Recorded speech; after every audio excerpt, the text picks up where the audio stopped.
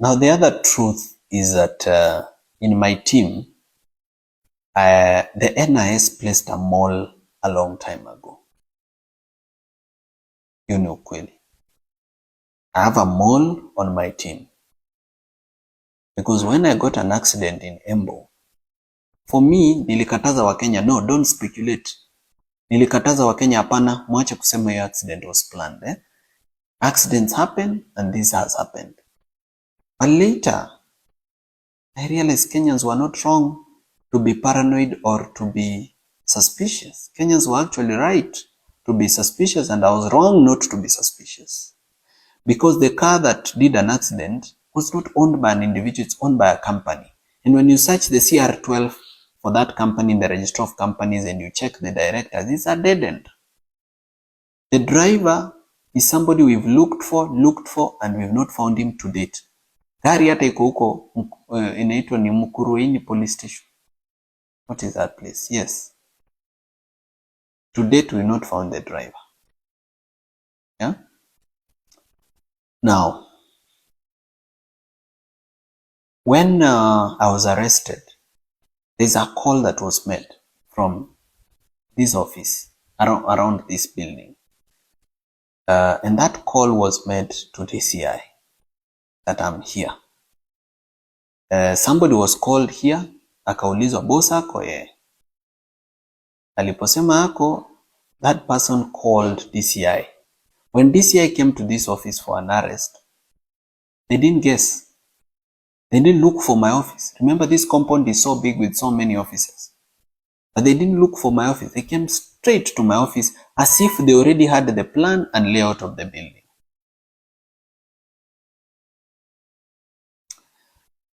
When bombers happened, okay, when I was arrested, this mall was not there. So whenever bad things happen, hakuangi anywhere near.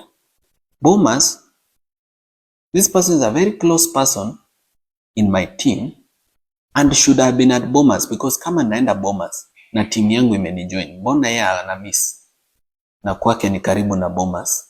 Mbona alikuja huku kwa ofisi mahali siko badala aende Bombers mahali ni karibu na hata mahali yeye anaishi? So the NIS placed a person in my team a long time ago. When you research this person's history, you are not able to know which primary school they went to, secondary school. They wiped their profile clean. And the best way to hoodwink Kenyans has been, this person pretends, to criticize the government, to say bad things, to expose projects so that we can trust this person. There's been an attempt to poison my food, and I'm thankful to God that it didn't happen. Na kama singejua that we have a mall, I think by now I would be dead. But I'm grateful to God and to the various Kenyans who've been sending me information, telling me be careful about this person. And I have now become very serious about my security. And now I have an advanced intelligence team that goes to the ground before I go to a public event and does, just checking what is the feeling among, For example, in Bomas, I walked into a public event which was organized by ODM and which people had been mobilized and paid money through in buses, and where there were goons paid waiting for me because I had said I'm going to Bomas. I've never been attacked anywhere in Kenya because I've never said I'm going to this place. Sijai sema leo naenda Embu, ama leo naenda Githurai, ama leo naenda Kitengela, ama leo naenda Molot Bomet. I've never said it. Hata nikisemanga nasemanga tu I'll be in Rift Valley generally. But because these people knew I'm specifically coming to, KICC, which later turned to Bomas, they planned very well kuniua. But they didn't succeed. Because God is good and because there's a mission. God has given me a mission and I must complete it. That's why he has kept me alive. So from now on, Kenyans, wakati mnaangalia timu yangu na kuna mtu mnajua na mnajua ni mbaya, please don't keep quiet. Always raise alarm. I've started vetting every member of my team, where they went to school, what they did, who they are, why they are here, what they do for a living, what they are doing. But Wakenya mnisaidie kwa hiyo mambo so that tusikue na malls kwa team yetu. There is also another incident that I was about to forget. When I was attacked at Bomas, I went to the hospital. When I went to the hospital, I was treated, but we didn't go to the media and other people that I'm at Nairobi hospital. So I left the hospital.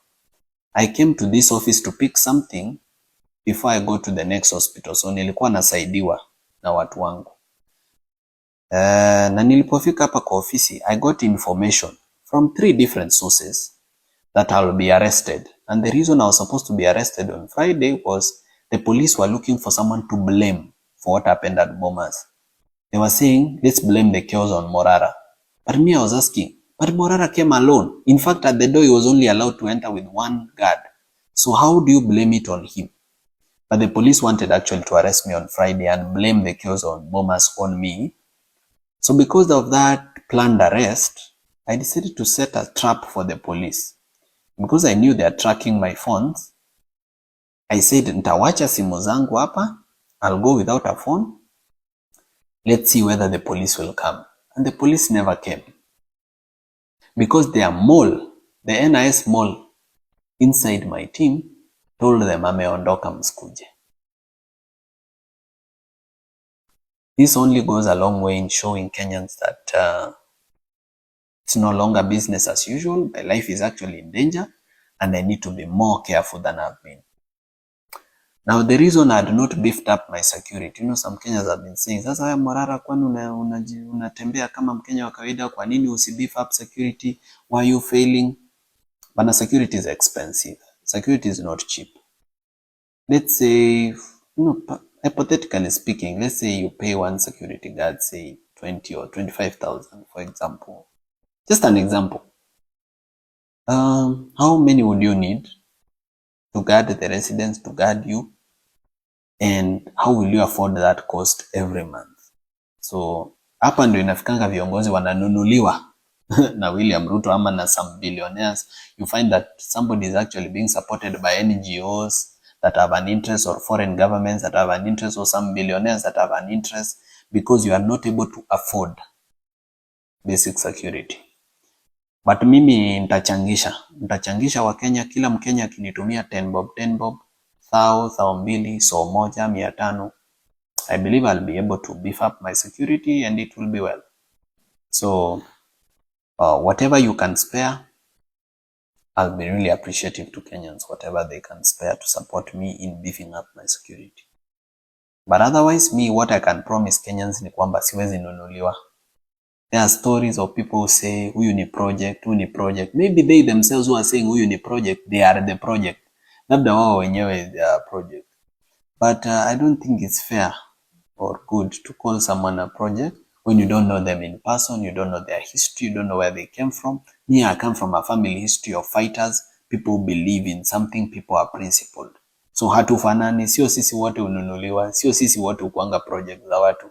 There are some of us who actually fight for change because we believe in it. So, hiyo kitu ya kukuwa na mall ilini hurt sana. But ndivyo ilivyo. Unajua sikuwa na political experience vizuri, but so unaona I'm gaining and I'm learning quickly. So hata kama nilifanya hiyo makosa ya kuovertrust watu, kuenda mahali bila intelligence, ni ukweli nilifanya makosa and I'm sorry. I apologize to all Kenyans kwamba hapo niliteleza, lakini it will not happen again. I will be more careful this time. And I'll continue fighting for what we believe in together. Sitawahi wa disappoint na sitawahi waachilia. I'll keep doing the Vampire Diaries. I'll keep doing civic education. I'll not stop, because when I stop, the enemy wins. And the enemy should not win.